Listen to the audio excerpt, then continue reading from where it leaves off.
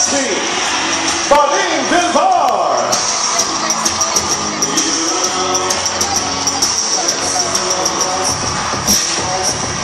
And now, we'd like to call on the president of San Miguel Beer Foods Corporation to give us a few words, Mr. Francisco Puts Alejo III.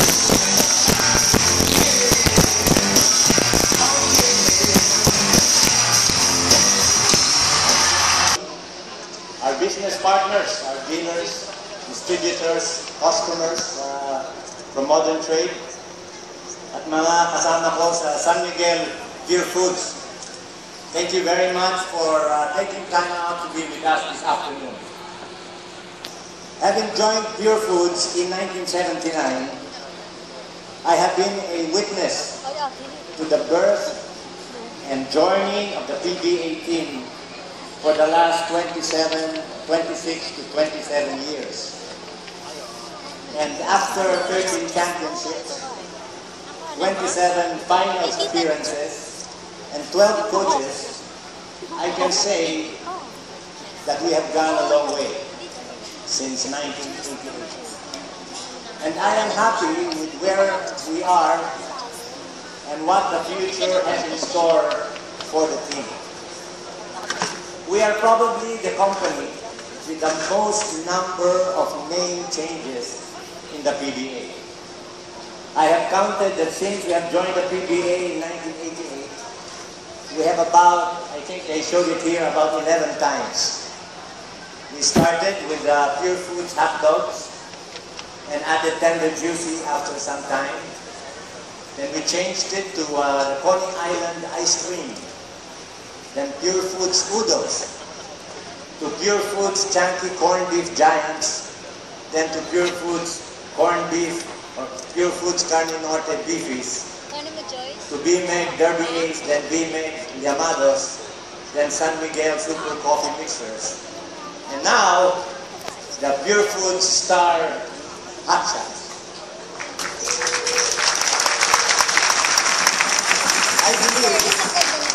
I believe the PBA is a major and effective medium in creating a strong brand awareness and image for an iconic brand. But a brand name can only be successful if it is carried by a strong winning team whose image will rub off on the brand.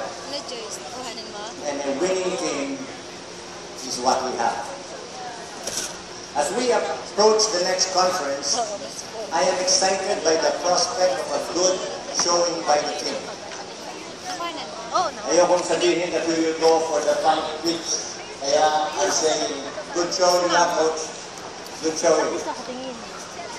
Again, thank you very much for your support and see you in the games. Thank you. Family, muling palakpakan po natin the hottest franchise, the hottest team now in Philippine basketball, the Pure Foods Star Hot Shots. Kailangan sa kanila tayo dyan, ha? Yeah, you have to Pure Foods Star Hot Shots.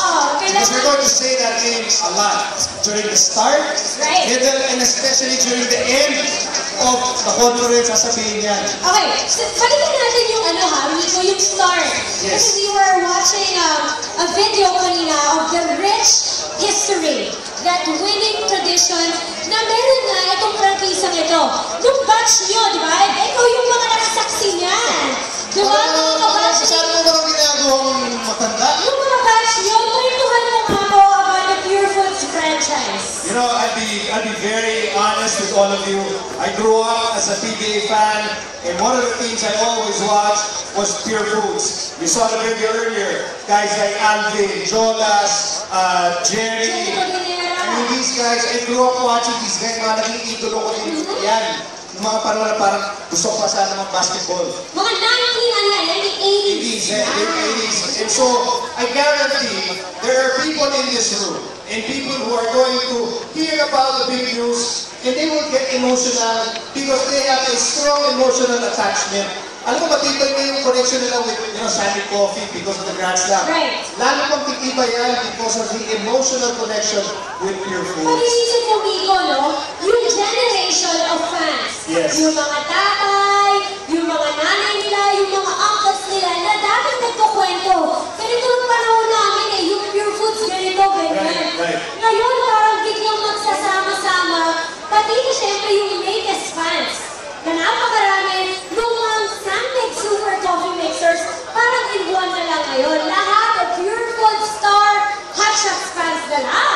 absolutely correct. We are, we're able to connect the Right. different generations of Pure Foods fans. So yung mga fans no, 88, 89, in the early years of Pure Foods, and then up until 2014 in the Grand Slam years. Yan, kumbaga, nahintayin na natin yan. Everybody's now strongly connected with the franchise, and that bond will become even stronger with more championships and more victories. Yung Pure Foods franchise na yan, kapag yan sinasabi, wala limang pumapasok kundi champions. Correct. Mga laging nananalo. Yes. Laging kapado. Kung Legends. Legends. At syempre, maganda nga dahil nga we are now entering the 40th season of the PBA. Parang maganda na yun nga yung dala natin. Parang may good vibes di ba? Meron magandang feel. It only means that this franchise, is not content with winning just 1, 2, Right. 3, 4 straight. You bring in this, this new energy, the new name. You bring back the legendary name of Pure Foods. Talagang pagka-star hot shots with a new uniform. These guys, they're so ready to start the season. And so, this franchise is all set to win more. Definitely, there is nowhere to go but up. Diba?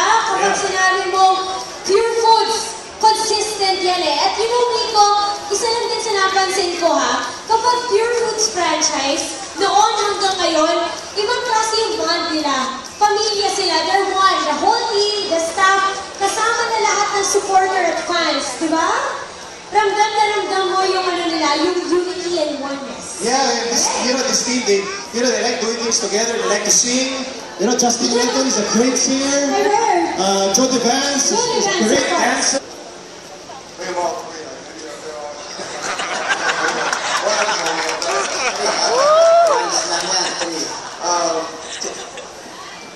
The last Grand Slam was won, I don't know, 18 years ago, so, it's not an easy thing to do. These guys were very special in what they did. And I think one of the things that made us successful was, we didn't focus on trying to win a Grand Slam. We didn't come in to this year thinking we're going to win a Grand Slam.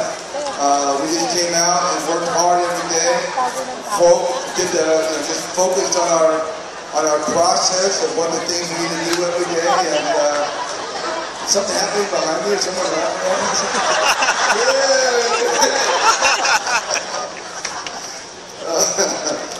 I knew there had to be something. I wasn't being very funny. No.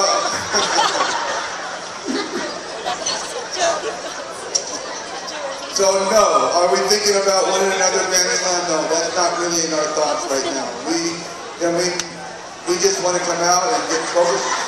The problem is we have set a kind of a standard right now, and one of the things we've talked to as an organization and as a team is that if we play at the same standard, well, I know, it won't be good enough because the other team will surpass that standard.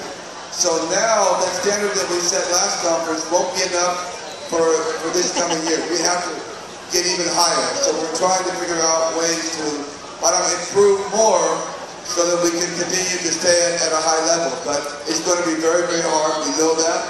And it's going to take a lot of work. So hopefully we just come out and we win our first game against Alaska and go from there.